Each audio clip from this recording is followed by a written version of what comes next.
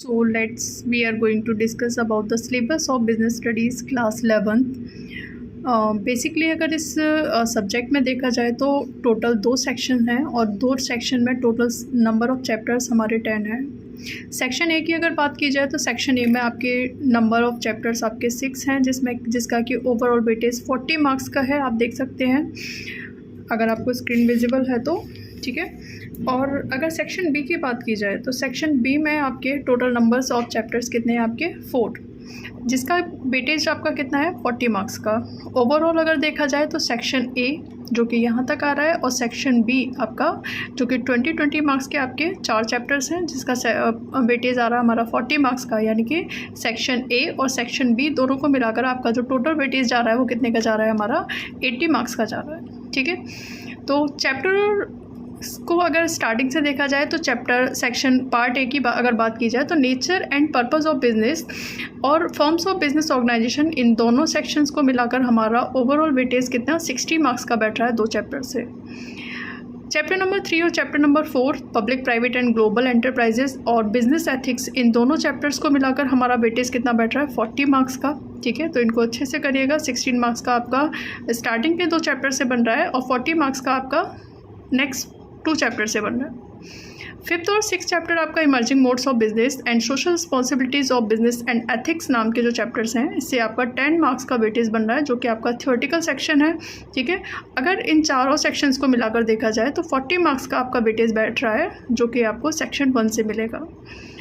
Section B जो आपका financial trade से आ जाता है, जिसमें कि आपको फाइनेंशियल मैनेजमेंट को पढ़ेंगे। तो sources of business finance and small business, ये 2 चैप्टर्स हैं। 2 चैप्टर्स को मिलाकर आपको 20 मार्क्स का वेटेज है यहाँ पर, ठीक है। और इसके अलावा अगर 9 और 10 चैप्टर की बात की जाए, इंटरनल ट्रेड और इंटरनेशनल बिजनेस, इन दोनों चैप्टर्स को मिलाकर आपका वेटेज 20 मार्क्स का है।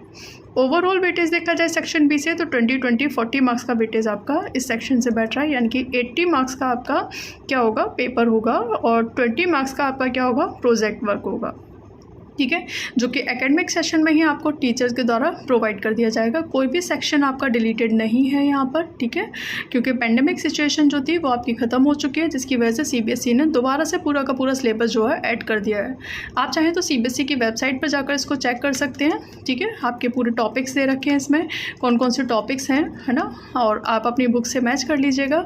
ये पूनम गांधी से जो सिलेबस दे रखा है, पूनम गांधी की बुक से करा रही हूँ मैं, और ये ऑनलाइन वेबसाइट पर दे रखा है आपका पूरा का पूरा सिलेबस इस टाइम, ठीक है।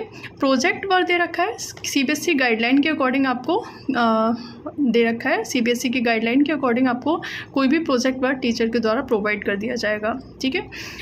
बिजनेस स्टडीज़ के जो इंपॉर्टेंट टॉपिक्स होंगे वो आपके क्या हो रहेंगे, types of entrepreneurship, what is marketing mix, ठीक है, marketing versus branding, importance of consumer protection, what is stock exchange. Mostly आपके एग्जामिनर के द्वारा ये वाले क्वेश्चन ज़रूर पूछे जाते हैं। आप ये ना सोच के तैयार करिएगा कि स्टैंडर्ड 11th के लिए है।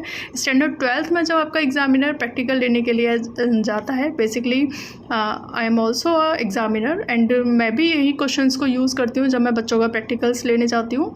तो टाइप्स ऑफ एंटरप्रेन्योरशिप, कितने टाइप के एंटरप्रेन्योर्स होते हैं आपके, मार्केटिंग मिक्स क्या होता है, ठीक है, जिसमें कि आपने पीस के 4 पीस के बारे में पढ़ा होगा, ठीक है। मार्केटिंग क्या होता है, ब्रांडिंग क्या होता है, दोनों के बीच में डिफरेंस क्या होता है मार्केटिंग और ब्रांडिंग के बीच में।